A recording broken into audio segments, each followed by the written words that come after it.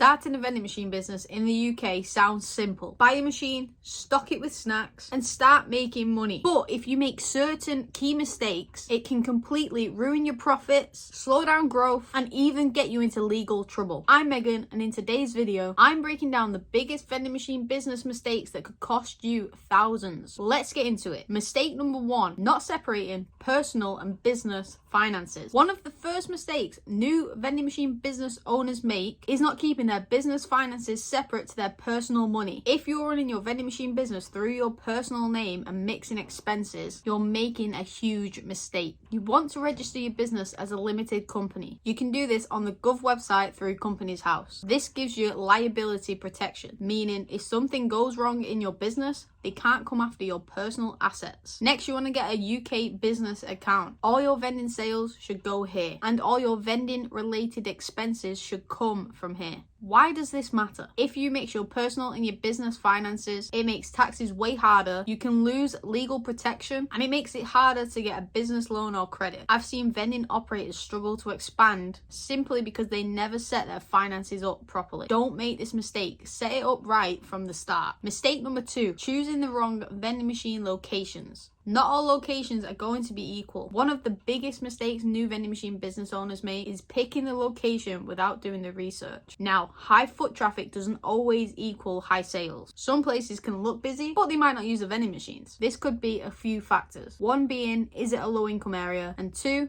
is there competition around, such as shops and other machines? This leads into my next point. Avoid direct competition. If there's a vending machine in that location that has been there for years, it's going to be tough to outperform and outsell it. And by outsell it, I mean sell your business to that company to give them a reason to switch their vending machine services. Now, here's a list of good locations that you should be aiming for. Office buildings, student accommodation, gyms, hospitals, transport hubs, pretty much anywhere where people are waiting about. Before committing to a location, always test it. Don't put in a contract for a year. Maybe put in the contract after a few months so you can see how much revenue the machine is bringing in. Mistake number 3, stocking the wrong products. Imagine buying hundreds of premium snacks but no one's buying it. That is a very fast way to lose money. You need to know your audience. In an office, healthy snacks might do well, but might not perform the same in a warehouse. If you're in a gym, you might want to put in protein bars and isotonic drinks. And then in warehouses, you want to put snacks and energy drinks. Do your target audience research. You can also test products in small batches. See what sells before committing to bulk purchases. You don't want to get slow moving stock and end up with a load of expired products. A site that I once bought, the previous owner was stocking it with chocolate milk, water, Oasis, thinking it would sell, but the customers just wanted Coke. I grew that machine from 300 to 1500 just by sales analysis. Always test your stock first. Mistake number 4, not keeping up with maintenance. One of the worst things for a vending machine business is a machine that's out of order. If a customer tries to buy a snack from a machine that's not working, they're not going to try again. Check your machines on the regular, at least once a week.